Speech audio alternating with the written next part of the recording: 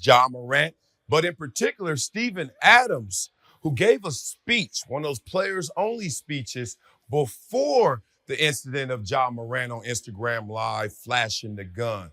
Oh, let's get into this. The Athletic Shams, I ain't gonna say his last name, Chariana, respect Shams, reported last night that the Grizzlies recently held a team meeting led by veteran Steven Adams that specifically addressed going out on the road. It was clear the meeting was intended for Ja Morant. That was before Morant got in trouble. I'm told there was a players-only meeting where the veteran center said, hey, we need to show better discipline on the road, how they have to stay away from going out. Now, the team is 12-20 on the road. So, obviously, that supports what Steven Adams is talking about. They're great at home and on the road.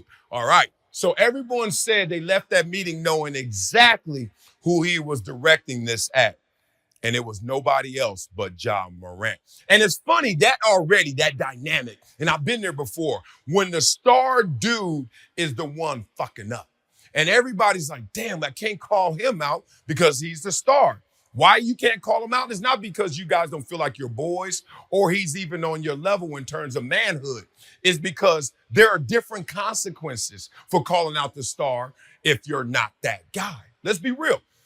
The team is always going to give him another chance versus you based on his production and his value to the organization. So you're not the star calling out the star. Chances are you're going to mess up before him because he's the star. You're not as good as him. So when you mess up, everyone comes down harder on you and you have fewer opportunities to mess up. So that's usually the team dynamic, right? So Steven Adams is just a veteran, got his money, ain't tripping. It's just like, look, I'm Aquaman, and I don't give a damn about this dude who is acting like he Gangster man. I'm going to call him out without calling him out. All right, let me take you back to the road life, because this is all talking about what happens on the road. Marv Levy was my coach my rookie year. Tremendous coach, great motivator, genius, went to Harvard. And Marv Levy coined this to me. This is the Wileyism I got from Marv Levy. You can't hoop with the Owls and soar with the Eagles. Can't hoop with the Owls and soar with the Eagles. Basically, he was saying, hey, man, when we hit this road, y'all want to act a fool and stay up all night and go out if you try and sneak out and pass curfew? Okay, you're going to pay for it tomorrow. That could be during the work week, during practices, or certainly the night before a game where even I snuck out before and missed curfew. So he said it. Can't hoop with the Owls, be up all night, and soar with the Eagles. Wake up early and go get it. All right, let's talk about the road first and foremost. I remember one of my first road trips, and forgive me, I don't remember the place, but I remember the events.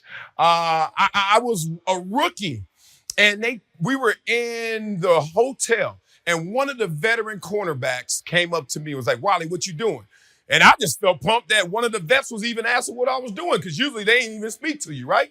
I was like, I'm about to go upstairs and try to get something to eat. Why, what's up? He said, I hit you. Just go upstairs. And he hits me. And he's like, come to this room. And I go in the room. Now, I see like 4 of my teammates in there. And then I see a couple ladies in there. I'm like, these numbers are off. Why in the hell am I here? And I quickly realized that those numbers weren't off. That let's just say they had a new math that they were running in there, right?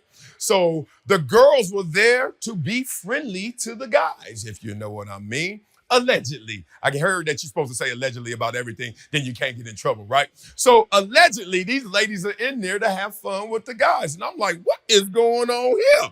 So me being a rookie, I'm green, right? I'm a man. I'm 21, 22 years old, but I'm also a rookie to these dynamics. I'm like, wait a minute.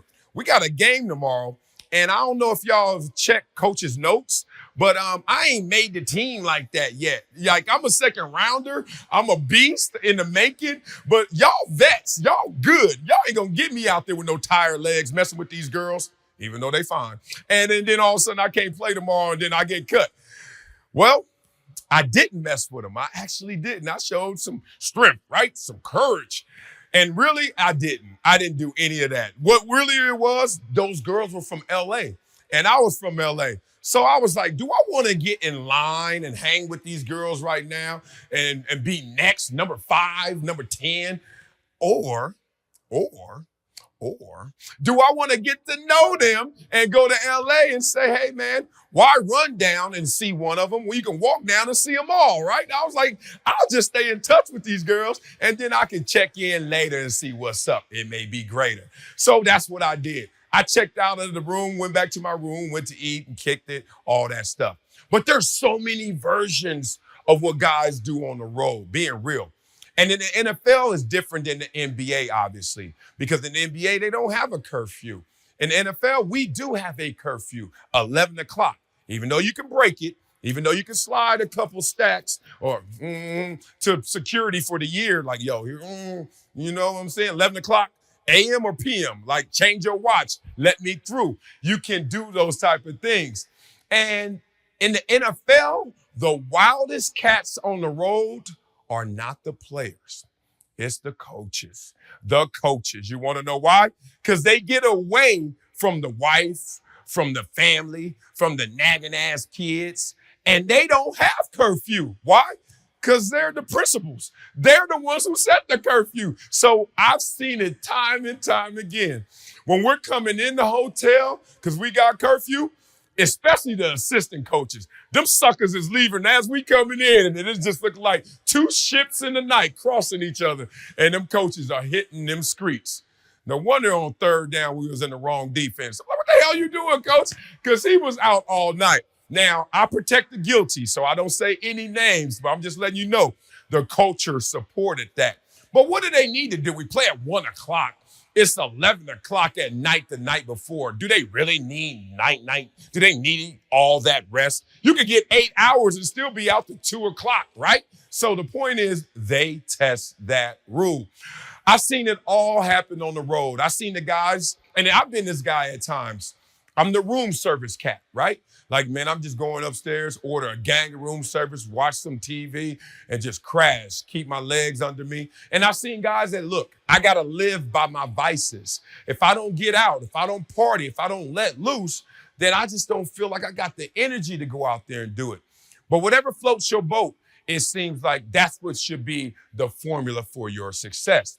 Tiger Woods had to live that life to be that guy. Michael Jordan had to live that life to be that guy. And then there are other guys who we know that don't live that life, like a Jerry Rice. Jerry Rice was shutting it down so he can go out there and ball out. So it's just all about what's best for you. But we know one thing for sure. It's not good for anybody to be on Instagram Live with a gun, with their shirt off, acting wankster, acting like that's how I get prepared to play the game. No matter how great Ja Morant is in this moment, I think he could be greater if he just cuts all that stuff out. Just crazy how Steven Adams actually saw that, actually addressed that. And even with that notice, Ja Morant couldn't help himself, couldn't stop himself, or his teammates couldn't stop him from doing that. Hopefully this is a huge wake-up call for Ja Morant, and it's going to affect these Memphis Grizzlies in the positive going forward. That should be the net sum of it all. So remember, everybody, can't hoop with the Owls and soar with the Eagles.